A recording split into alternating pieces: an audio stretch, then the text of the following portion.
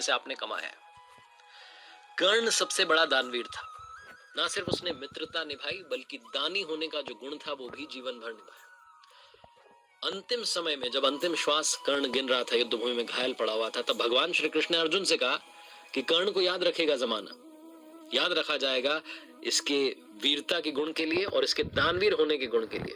तो अर्जुन ने कहा कि ये सबसे बड़ा दानवीर तो नहीं हो सकता। तो भगवान श्री कृष्ण ने कहा भी बता देते हैं तुम्हें।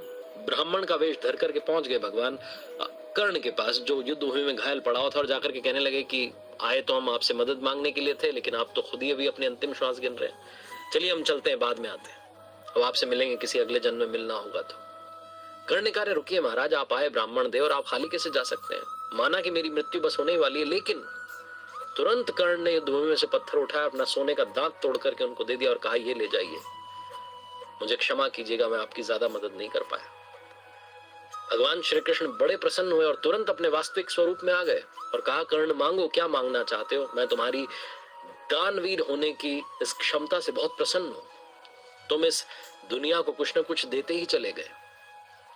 कर्ण ने अपने अंतिम समय में भगवान श्री कृष्ण से 3 वरदान मांगे थे। सबसे पहला कर्ण ने कहा कि मेरे साथ में जिस तरीके का अन्याय हुआ, आप अपने अगले जन्म में सुनिश्चित कीजिएगा कि मेरे वर्ग के लोगों के साथ में अन्याय ना हो।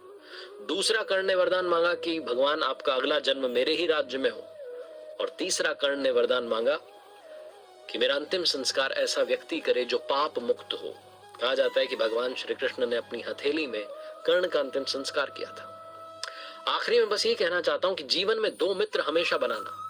पहले भगवान श्री कृष्ण जैसे जो ना लड़े फिर भी आपकी जीत पक्की कर दें, और दूसरे कर्ण जैसे जिन्हें मालूम हो कि हार सामने खड़ी है लेकिन फिर भी आपका साथ ना छोड़े। देखते रहिए मेरे साथ हर सोमवार सुबह 9:30